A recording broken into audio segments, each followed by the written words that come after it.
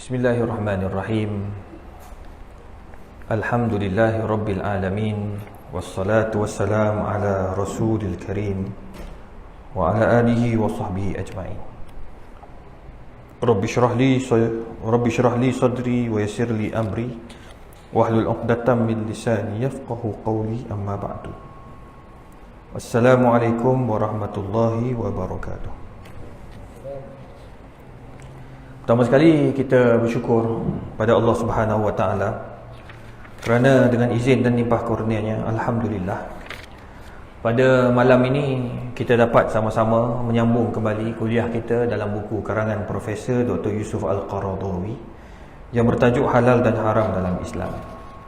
Tuan-tuan, puan-puan yang dikasihi sekalian, insya-Allah pada malam ini kita sambung tajuk kita berkaitan Hurmatul Amwal.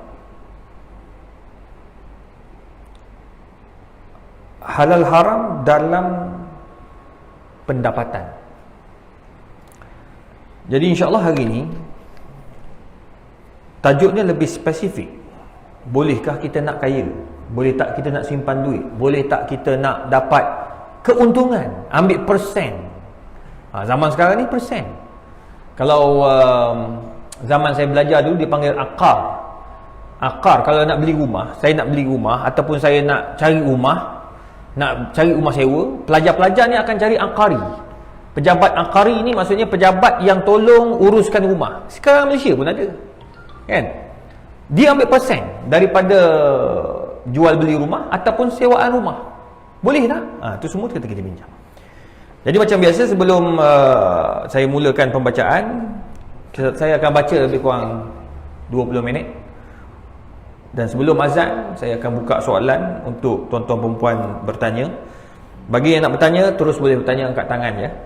Atau nak WhatsApp, segan nak tanya, orang perempuan ataupun yang sedang live nak bertanya, boleh terus tanya dalam WhatsApp 010-232-6621, 010-232-6621. Nanti insya-Allah sahabat kita itu akan hantar kepada saya. Tuan-tuan perempuan, hurmatul amwal. La haraju 'alal muslim fi an yajma'a minal mal ma sya' ma dama yajma'uhu min hillihi wa yanmihi min wasail masyru'ah. Tidak salah bagi orang Islam untuk mencari rezeki dengan menyimpan kewangan. Mengumpul duit tak salah. Ni dekat kita pun ramai yang bisnes, kan? Buat bisnes, buat tadi pun sembang dengan sahabat kita, orang kita dia buat apa? Dia buat sekolah tadika, kan? Nak dapat keuntungan di sekolah tadika, boleh. Takkanlah buat sekolah pun minta keuntungan, tak boleh.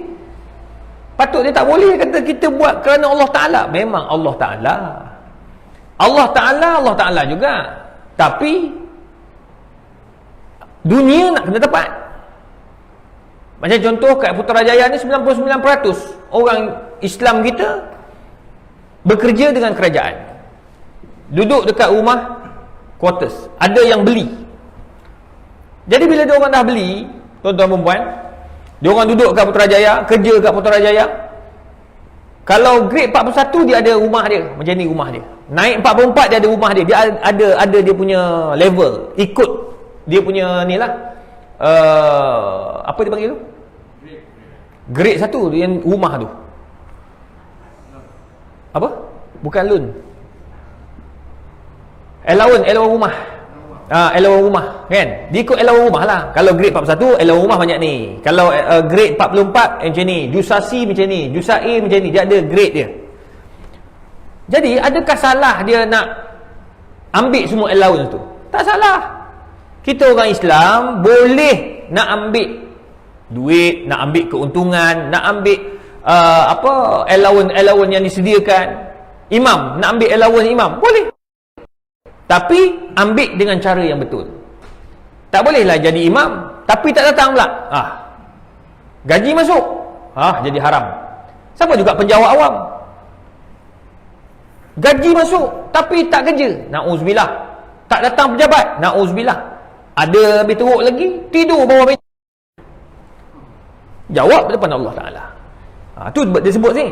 Tak salah untuk kita menghimpun dan menyimpan duit sebanyak mana mungkin boleh.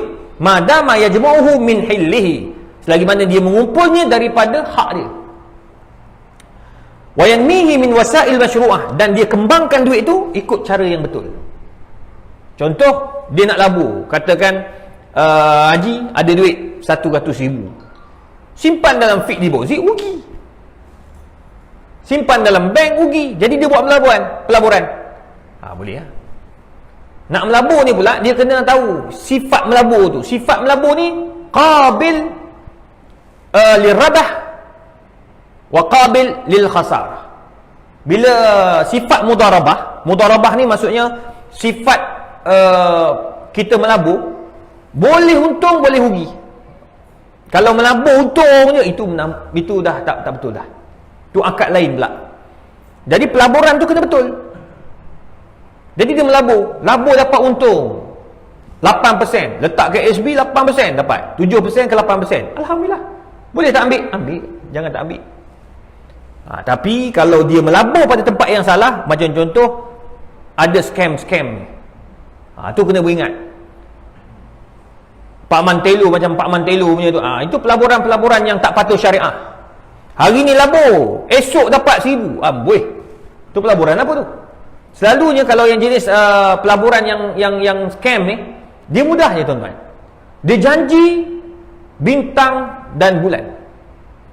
InsyaAllah Ji, kalau masuk 100,000, InsyaAllah esok dapat 200,000. Confirm penipu. Tapi dalam keadaan kita duk cakap menipu tu, dah ramai kena tipu. Tadi ada seorang bagi tahu, Ustaz, macam mana dengan duit saya? Telefon pejabat saya buat habis mesyuarat petang ni pukul 5.30. Telefon bilik. Saya kata, duit apa ni? Saya labur ni. Gambar ustaz ada 30,000 saya masuk. Elok. Duduk mana ni? Saya kat Kelantan. Mana kau dapat ni nombor akaun ataupun pelaburan ni? Tak, kami tengok dalam Facebook ada gambar ustaz tengah-tengah, kiri kanan tu Ustaz Haslin dengan seorang lagi ustaz, mana dia sebut? Saya kata, nama syarikat apa benda? Dia sebut nama. Saya kata, aku tak pernah berjumpa pun dengan syarikat tu. Jadi macam mana duit saya? Wabillahi taufik. Kalau dah macam tu lah keadaan, wabillahi taufik, kenapa masuk? Lain kali kalau nak masuk, hanya kalau ada gambar saya duduk dalam Facebook dan Instagram rasmi saya, baru masuk. Saya penasihat syariah, boleh. Tapi kalau tak ada, mana ada, saya ada 2-3 je. Itu pun saya tak promo, lampu-lampu, tak ada promo. Kawan nak pergi jumpa orang tu, saya hanya jaga dari sudut syariah dia. Pelaburan betul tak betul, itu je. Tapi nak suruh orang masuk, memang tak. Aku bukan duta dia. Tapi yang macam mana dia pergi masuk 30,000? Ini salah satu daripada yang kena. Sebelum ni banyak dah. Saya buat report polis lebih daripada 2-3 kali kot. Bahkan saya pergi report polis sekali tu, polis tanya, apa yang kami boleh buat? Tanya saya pula lah. Saya kata saya pun tak tahu. Yang penting saya report. Kalau orang kata saya scam, saya ada report ni. Tuan-tuan, tu masalah orang ni. Kita ni nak buat apa-apa kena tanya pakar dulu. Betul tak? Bahkan ramai juga yang tanya dalam IG. Dalam IG dekat dia ada apa? Direct message kan? Personal message. Dia tanya, Ustaz, betul ke gambar ni Ustaz ada ni? Saya tu cakap, scam. Jawab macam tu je. Terlalu banyak. Saya baru ni Profesor Dr. Ashraf Hashim, ahli majlis fatwa kebangsaan, dan dia ni pakar ekonomi Islam. Muka dia pun jalan. Dan Tan Sri Daud Bakar pun ada juga. Jangan. Muka-muka ni kena ingat. Dia tak letak muka tu imam. Dia letak muka-muka orang kenal. Jadi orang nampak beli. Dia orang ni dapat 20,000 pun untung dah. Makan 3 bulan. Dia punya target 1 bulan seorang kena tipu. Tu dia punya target. Target menuju neraka. Pelik betul. Jadi kalau nak kembangkan duit, cari tempat yang betul. Tu sebab kita kat Malaysia untung. Kita ada bank negara. Bank negara dia ada panel syariah, dia ada bahagian syariah dia akan jaga yang patuh syariah.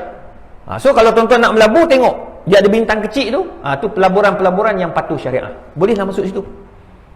Macam forex apa semua tu berhati-hatilah. Tadi pun saya tengok dalam IG Zizan Razak. Dia rugi 100 ribu. 100 dolar. Dia kata aduh pening, dia kata.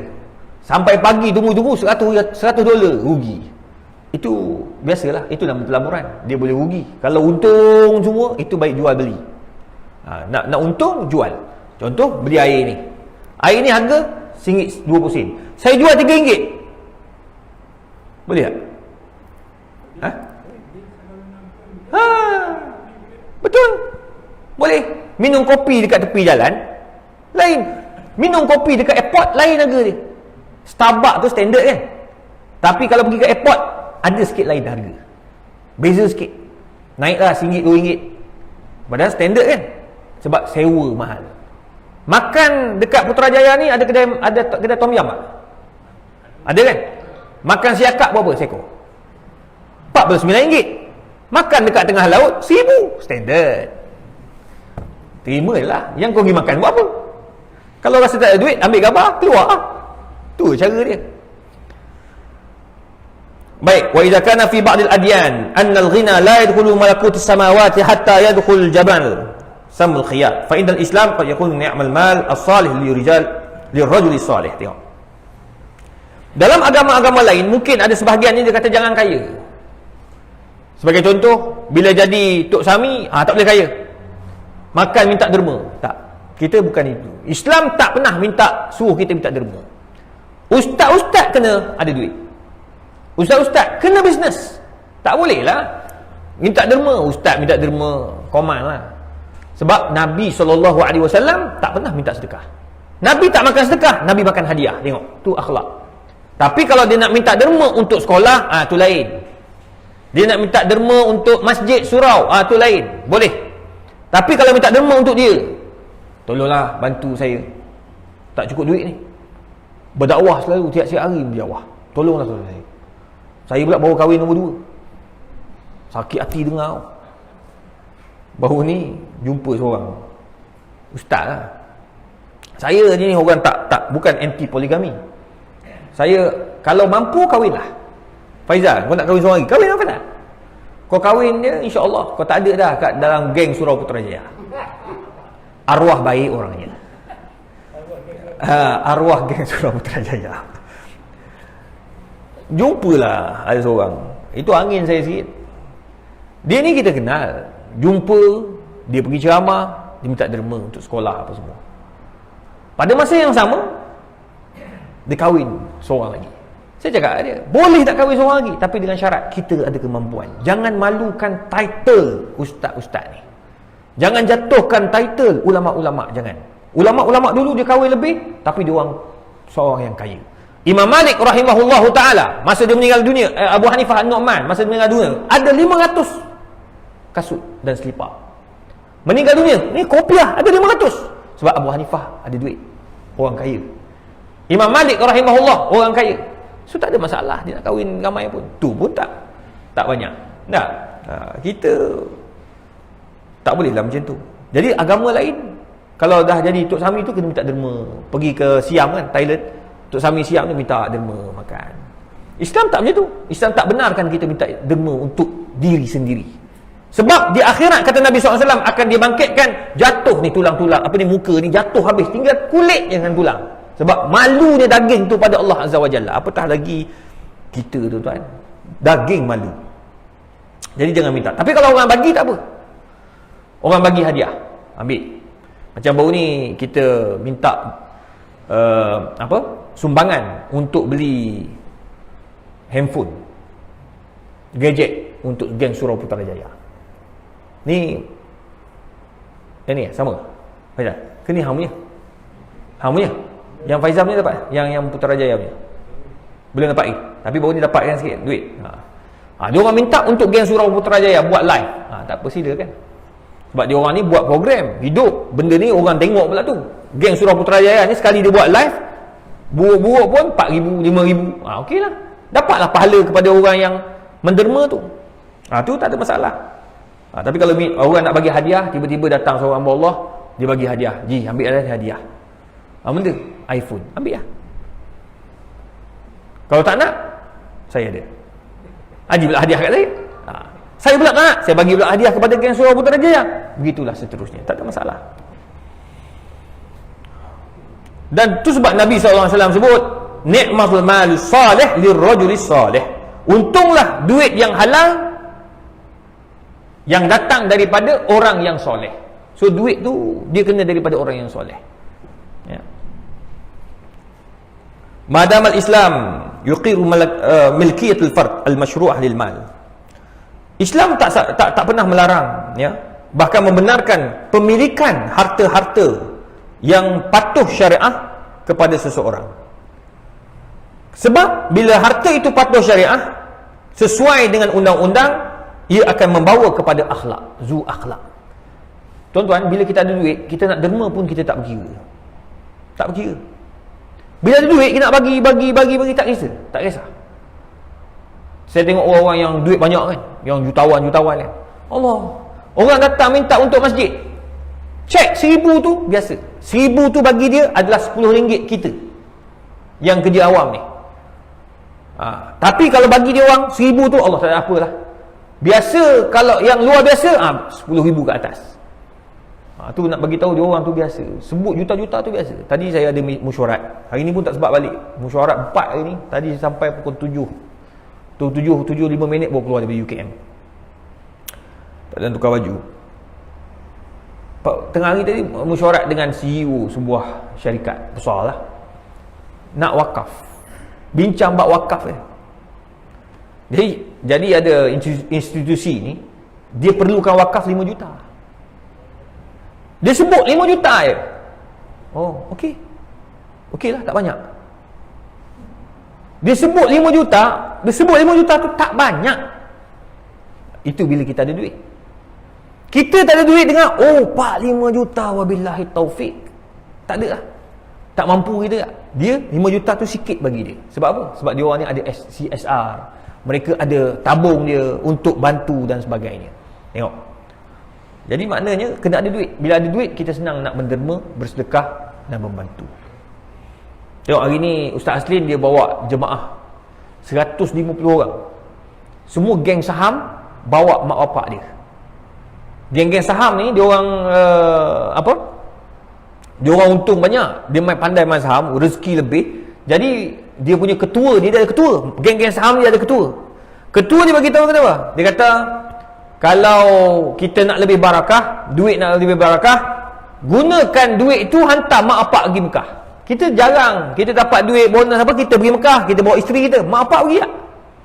Ada yang dah bawa tak apalah. Yang tak bawa lagi ni, dia kata okey, yang tak bawa lagi, kalau nak main lagi saham dengan saya untuk akan datang, sila bawa mak bapak dengan keuntungan yang ada. Habis semua pakat bawa mak bapak. Hari ni 150 orang lagi. Nampak tak? Bagi dia orang, oh tak ada apa. Sebab 150, Allah, setakat mak bapak tu 20,000 habis. Sikit, sebab dia orang untung 50,000. Ada 30,000 ni. Nampak? Jadi maknanya bila ada duit kita boleh infak. Tu sebabnya Nabi suruh kita cari duit. Dia tak salah kalau kita tak kita nak mengumpul duit. Jadi kat sekarang ni macam mana pula kalau katakan orang tu nak cari duit dengan mengajar sebagai contoh. Mengajar apa? Tuition. Kena bayar tak tuition? Bayar kan? Anak saya tuition 500, 600. Kalau dulu dengan kakak dia 1,000 tu wajib dah sebulan. English lain, matematik lain, sains lain. Cikgu tu dia mendapat pendapatan daripada mengajar. Saya tak pernah cakap cikgu ikhlaslah cikgu. Tak boleh. Sebab dia juga mencari kerja. Betul tak? Kerja tu perlulah dengan apa? Dengan mengajar. So biar dia minta, dia kerja. Cikgu mengajar part time. Biar. Ada orang kata, ustaz, kan dia dah dapat cikgu, gaji cikgu pagi. Pagi tak cukup bang. Kalau kat KL ni 4,000 tu dia panggil apa? Miskin bandar. Miskin bandar. Gaji campur laki bini ni baru 4,000, miskin lagi bang. Tak payah nyombong lah. Yang sedap sikit 5,000 ke atas. Tu. Itu pun dia orang kata musim-musim PKP ni tak mampu dia. Anak lagi. Anak sekarang ni tak sekolah. Tadi pun saya cakap. Anak kat rumah kan. Seorang kena COVID, dekat sekolah tutup terus. Tak betul lah macam tu. Tu Menteri Kesihatan tegur. Kalau seorang kena COVID, yang dalam kelas dia lah. Kan? Kan? Ini satu sekolah tutup. Anak saya kat rumah tu. Adik, tak sekolah hari ni? Oh, tak. Kenapa? Ada seorang kena COVID. Loh, lepas tu satu sekolah cuti. Budak happy je ni duduk rumah. Lepas tu kelas ada. Cikgu bagi kelas, bagi tugas. Apa tugas dia? Bagilah. Belajarlah sendiri.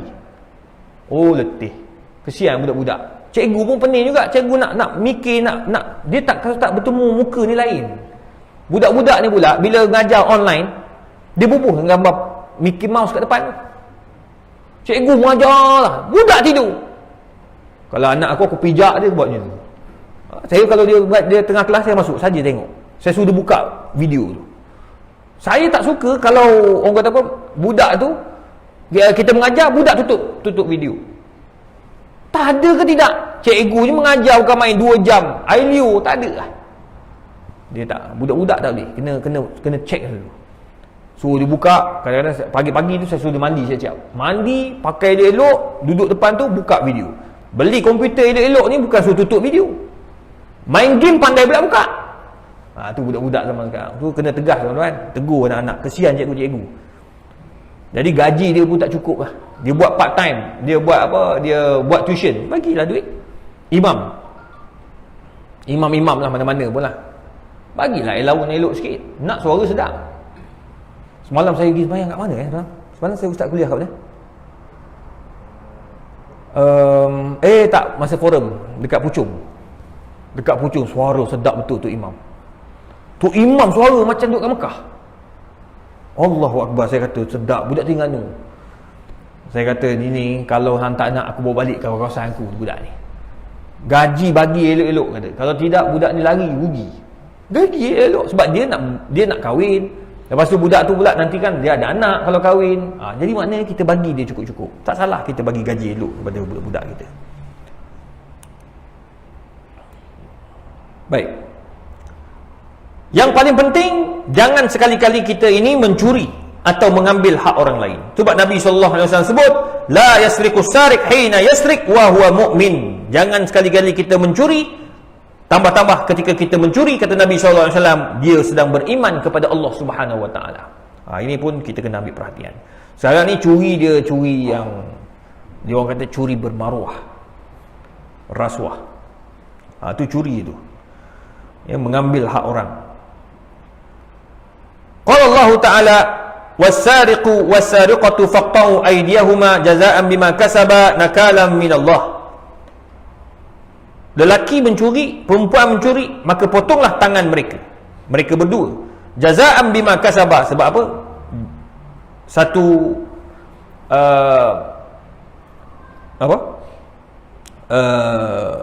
hukuman kepada mereka yang telah melakukan pencurian tersebut. Cantik juga ayat ni. Allah mulakan dengan lelaki, lepas tu bawa perempuan. Sebab kebanyakan yang mencuri ni adalah lelaki. Yang mencuri, berompak. Perempuan, Allah mulakan dengan zaniyah. Az-zaniyatu waz-zani. Perempuan dulu. Lepas tu baru lelaki. Sebab kebiasaan yang mengajak kepada maksiat adalah perempuan. Sebab perempuan kalau dia tak tunjukkan aurat dia, kalau perempuan dia larang diri dia daripada disentuh oleh lelaki, dia tidak akan melakukan zina. Orang lelaki tak akan berzina kalau perempuan tak ada. Nampak? Dia salah dua-dua, tapi perempuan memainkan peranan dalam bab zina ni. Sebab kita pesan pakai elok-elok. Bila pakai, bagi tahu pesan pakai elok-elok, dia akan kata apa? Dia kata ustaz tak ada kedai lain. Haram.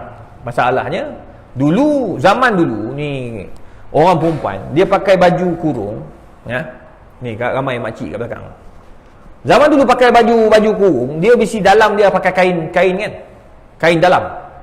Belilah dekat apa, pasar malam lah, dekat supermarket, kain dalam. Sekarang budak tak pakai kain dalam dah. Faizal tahu? Mana kau tahu? Jarang kan? Dia orang tak belilah pakai kain dalam. Saya jumpa ada yang jual dekat Paksen. Dia kata jarang ustaz orang beli kain dalam ustaz. Dia orang nak lining dalam ni mahal. Kalau orang perempuan punya baju kurung campur lining dia macam 2 baju kurung harga. Betul kan? Tengok, aku tahu. Jadi budak-budak kat universiti apa, dia tak ada lining. Dia buatlah kain cotton kosong gitu. Bila kena cahaya lah nampak batang kaki. Haram dah. Tapi bila kita tegur, ustaz panas ustaz. Kalau tak percaya ustaz pakailah. Kita pula disuruh pakai je kain. Aduh. Baik. Jadi sebenarnya semuanya berpunca daripada kita. Tuan-tuan yang dikasihi sekalian, dalam satu hadis Nabi SAW pesan, la yahillu lil muslim an ya'khudha 'asan bi ghairi tib nafsi minhu. Kata Nabi SAW, jangan kata kamu ambil barang tau, ambil tongkat orang tanpa izin tuan, tak boleh dah. Itu dah kira dia haram dah. Apatah lagi kita ambil hak orang langsung. Macam buat rumah kan. Buat rumah, kita ambil lah hak jalan, habis berdosa kita. Kalau rumah banglo macam tu lah, dia akan ambil tanah orang punya tanah. Dia bagi tanah luas, dia ambil buat pagar atas tanah orang. Jawab depan Allah Ta'ala. Kalau orang yang baik, dia akan ke dalam sikit, dia akan kosongkan dalam berapa kaki, 2, 3, 4 kaki untuk laluan orang pergi ke belakang. Kalau ada laluan ke belakang, dia akan bagi laluan. Tapi kalau kita buat macam tu, orang jiran sebelah pula dia ambil tanah tu, dah gapat balik. Tu macam-macam sekarang. Tu sebab dia kita ni kena banyak benda yang kita kena belajar. Ya. Ambil hak orang tu lain. Itu sebabnya Allah Ta'ala dia haramkan kita mengambil hak orang, mal muslim al muslim.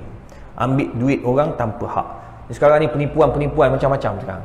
Dalam Facebook, Instagram, dia orang nak beli apa? Duit lama. Tu janganlah. Duit lama ke apa ke, jangan. Biar kenal dulu syarikat tu syarikat apa, kenal dulu siapa orang tu, baru kita boleh beli. Kalau tidak, kita akan ditipu. Wa'iyazubillah min zalik. Baik tuan-tuan yang dikasihi sekalian, itu dalam bab kita mengambil hukum hakam yang berkaitan tentang hormatul amwal, dalam bab-bab yang berkaitan dengan duit. InsyaAllah hari ni kita berhenti sampai situ. InsyaAllah saya nak jawab soalan. Untuk akan datang kita akan bincang hukum rasuah. Rasuah ni adakah dibenarkan ataupun tidak? Ada yang kata rasuah ni sebenarnya dia bukan rasuah ustaz, kita membantu. Dia ubah. Ini bukan rasuah ustaz, ini sebenarnya dia panggil apa? Hadiah, sedekah. Dia guna istilah yang ubah. Itu semua tu kita akan bincang insya-Allah pada pertemuan akan datang. Apa sifat rasuah, semua tu akan kita bincang pada pertemuan-pertemuan yang akan datang. Baik tuan-tuan yang dikasihi sekalian, saya nak buka soalan. Di samping tu saya nak jawab dulu soalan yang masuk ni daripada rakan-rakan kita. Mana tadi? Okey.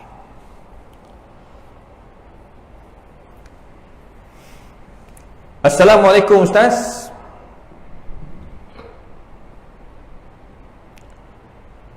Apa hukum seorang bapa yang menahan anaknya daripada berkahwin dengan lelaki yang baik,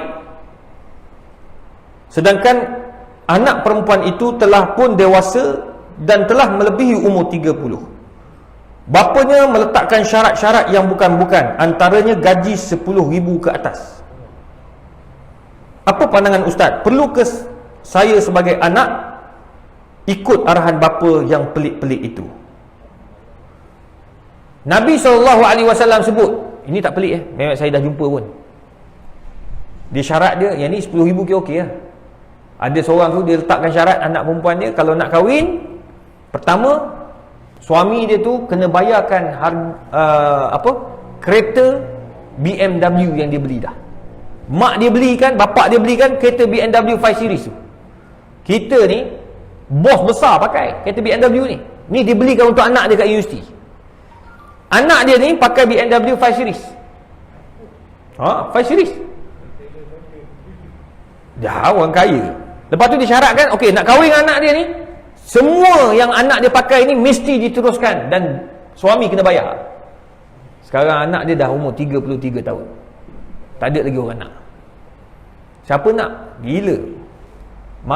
Tidur, orang kata apa? Tak nyenyak lah kalau dia kahwin. Anak nak kahwin. Ni sama juga isu dia ni. Ni bapa pula.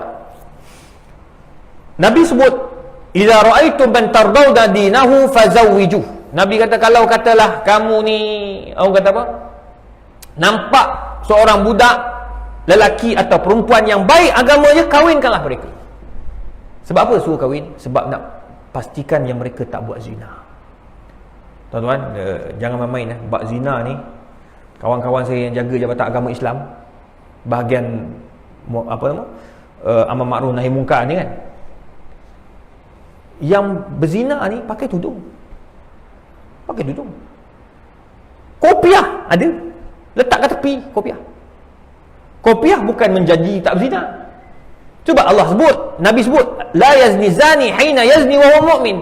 Dia takkan berzina kalau dia berzina masa tu dia beriman. Dia takkan berzina ni. Maknanya masa dia berzina tu dia tak beriman. Dia lupa Allah Ta'ala. Kopiah tak tepi dulu. Jarang dia berzina kopiah atas kepala. Jarang. Tangkap keluar kopiah atas kepala, lupa, tak ada. Selalu kopiah kat tepi. Memang Jabatan Agama macam itu. Budak perempuan tudung pakai tapi berzina. Kenapa? Na'udzubillah anak-anak kita, tuan-tuan. Itu sebabnya mudahkanlah. Kalau nampak mereka ni dah sampai umur, dah minat nak kahwin, tengok lelaki tu soleh, bekerja, ada duit, sekadar dah boleh bantu bantu anak kita, jaga anak kita, dah kahwinlah. Orang kata, "Ustaz, dia tak ada rumah lagi, macam mana?" Bang, siapa yang kahwin ada rumah ni? Bapak kaya okeylah, kan? Bapak kaya okeylah. Kalau bapak sekadar gaji dekat kementerian grade 44, 48, nak harapkan anak dapat rumah sebiji, kalau anak 7, seorang sebiji. Kalau bapak buat macam tu, insya-Allah SPRM jumpa dalam. Mana ada. Saya kahwin dulu, sewa je rumah, motor sewa. Tak. Sekarang ada rumah, okey lah. Kan? Cukup lah. Tapi bermula tak ada apa-apa. Motor pun pinjam adik ipar punya motor, pergi belajar. Jadi jangan kita expect orang tu terus kaya. Tak. Semua orang dia akan bermula daripada awal. Susah. Tu nasihat saya kepada bapa-bapa sekalian. Permudahkanlah urusan anak-anak. Takut anak-anak tu terbuat benda yang haram. Ya, Nabi suruh cepatkan, mudahkan urusan mereka. Jadi anak ni dia tanya, perlukah dia ikut arahan bapak dia yang pelik-pelik itu? La ta'ata fi maksiatil khaliq. Kita tak boleh taat kalau benda tu bercanggah dengan syarak. Islam tak pernah letakkan syarak macam tu. Tetapi kita tak bolehlah lawan. Jangan lawan pula. Kita kena berbincang. Wasyawirhum fil amri. Jangan kita lawan tapi berbincang. Bahaya tak ada orang nak kahwin dengan saya. 33 dah ni. Takut nanti kan saya kahwin dengan kawan abah yang pencin sama. Bapak pun mikir juga. Ada seorang saya jumpa, saya tolong, akhirnya kahwin jugalah. Orang kata apa, merge kau orang ni tak ada susah sangat, mudah je. Ni pun ramai yang nak kahwin. Ramai je nak. Dia minta tolong cari kan. Kita carikan lah. Ni ada 3 orang, baru hantar resume 2 hari lepas. Siapa minat bolehlah hantar kat saya. Lelaki tu mestilah soleh. Kalau nak kahwin seorang, dia nak kahwin seorang lagi, dia kena dapatkan izin daripada mahkamah.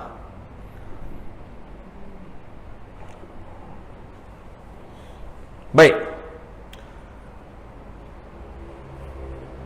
Assalamualaikum Ustaz. Saya ada soalan.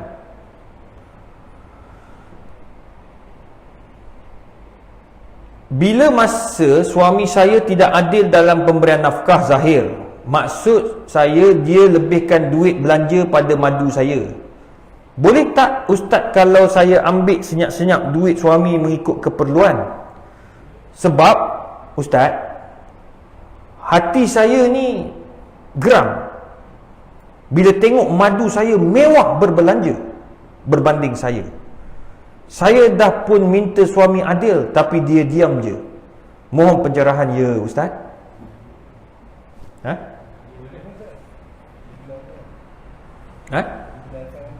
Ni suami dia kahwin lebih. Ni satu-satu masalah juga ni. Dia suami kahwin lebih, kahwin seorang lagi, ada 2 orang isteri. Isteri pertama jimat. Bila dia kahwin, selalunya isteri pertama ni sangat jimat sebab dia kahwin daripada susah. Kan? Jimat. Kahwin nombor 2 ni, isteri kedua ni dia dapat tu suami dah macam-macam dah, ada jawatan macam-macam dah. Gitu. Jadi macam mana ni? Isteri kedua mewah, isteri pertama masih berjimat dan tak dapat pun apa yang isteri kedua dapat. Boleh tak dia ambil senyap-senyap? Dia boleh ambil senyap-senyap sekadar keperluannya saja. Macam mana keperluan?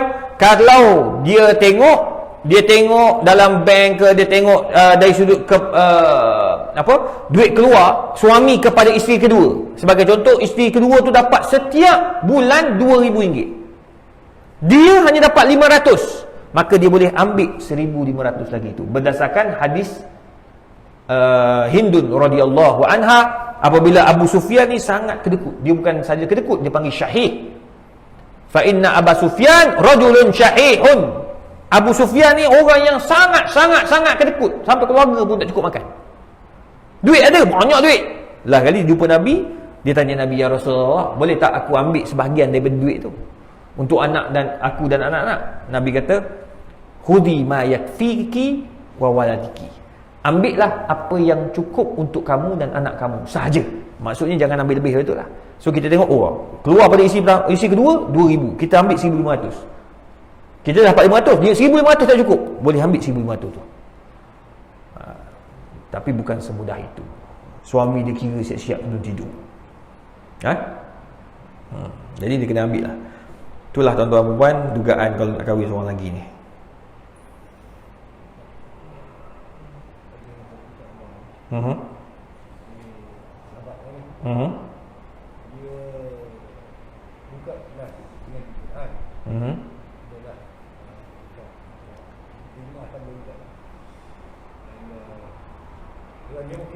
Ya.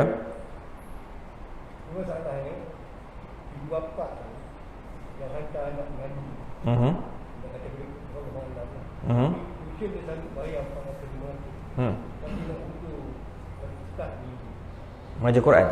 Mengajar Quran ni start ada orang tabligh khidmat kepada Allah. Sampai tak ni. Ya. Tanya ustaz, macam mana ilmu yang dia bagi? Ialah dia mengajar memang dia mengajar jalan macam ni. Dia sekarang dia nak tampung dia mau dia. Iyalah. Okey. Menarik soalan Haji ni berkaitan tentang menggajikan ustaz yang mengajar Quran dengan membayar gaji kepada cikgu yang buat tuition. Dia buat double standard. Apa pandangan Islam kat situ? Kita buka bagi laluan untuk azan. Lepas azan saya jawab sekejap satu soalan. Dua soalan, ada sini satu soalan lagi. Silakan azan dulu. Ada? Lepas ni tanya. Boleh? Sekejap lagi. Saya jawab ini, lepas tu jawab tu. Sekejap lagi.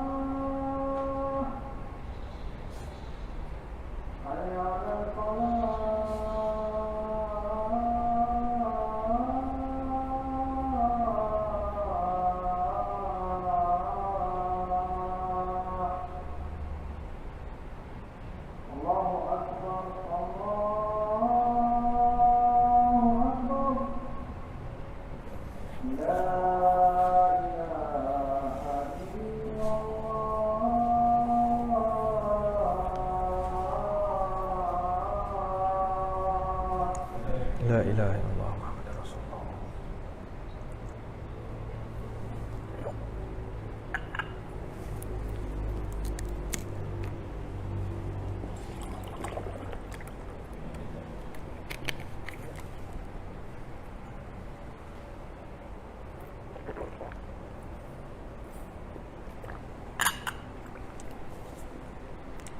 Tuan-tuan dan puan, hukum kita memberi upah ni, Nabi SAW pesan, bagi upah selepas orang buat kerja, sebelum kering dia punya peluh. Itu hadis Nabi SAW. Bermakna, apa saja kerja yang kita buat, usaha yang kita buat, boleh diambil upah. Macam student saya, sebab kita sekarang ni nak meramaikan orang dapat kerja. Anak-anak kita ramai tak ada kerja. Saya pula dapat banyak penyelidikan dekat universiti, dapat dana penyelidikan daripada JAKIM, dapat daripada industri luar, dapat daripada NGO. Bila dapat, saya nak buat penyelidikan, saya perlu orang yang tolong cari bahan, yang tolong type, yang tolong susun, yang tolong edit.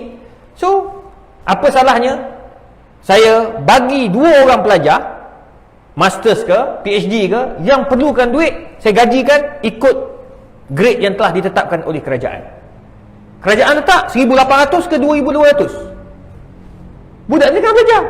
Kita boleh ambil dari duit penyelidikan tu, bagi kepada mereka.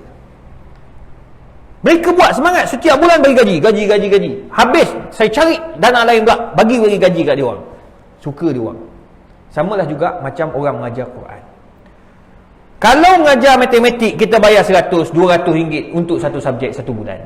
Kenapa Quran disuruhnya lillahi ta'ala? Tu tak betul. Konsep tu salah. Bayar tak bayar? Kos minyak, kos masa, kos perjalanan, bayar road tax, semua kena bayar. Tayar kereta kena tukar. Macam mana kita bayar kepada cikgu-cikgu yang mengajar matematik, sejarah, sains, biologi dan macam-macam lagi, bahasa Inggeris, kita boleh bayar. Kenapa tak bayar sama kepada ustaz-ustaz yang mengajar Quran? Sedangkan Nabi sebut al-Islam ya'lu wa la yu'la alaih. Tak ada subjek yang paling besar dan paling tinggi nilainya adalah Al-Quran. Nak mengajar Quran tak semudah mengajar matematik. Nak kena betulkan makhraj, nak kena sabar dengan perangai. Jadi dua-dua tu ada kelebihannya. Maka bayarlah sama. Itu sebabnya kita kena didik masyarakat kita, kena faham konsep memberi upah kepada yang mengajar. Tadi tu Haji tanya, ada orang dia tak nak bayar kepada ustaz yang mengajar Quran tu. Tak boleh lah. Kalau matematik dia boleh mengajar, bayar, takkan yang tak boleh bayar? Apa bezanya ilmu tu? Kan? Sebab biar kita bayar elok-elok, ikut standard yang telah ditetapkan. Itu bagus. Wallahu a'lam. Jadi, soalan? Saya pernah dengan kerajaan, bekerja di satu jabatan yang memiliki tender lah. Tender. Ya. Jadi pengalaman saya, kerja saya bukan pegawai. Dia hanya pembantu pemilik, kalau pengalaman teknikal dia bengkok aku tak ada panggil itu atau tak ada. Ya. Ikutlah teknik ni kontraktor dia minta program demo lah ni. Bawa dia sana, ambil gambar ni detail bagi dia. Dia kata dia bukan berapa yang dia minta, dan berapa yang dia buat. Kalau keadaan ini juga, pernah satu ketika saya tengah cakap kita yang nak buat saya lah.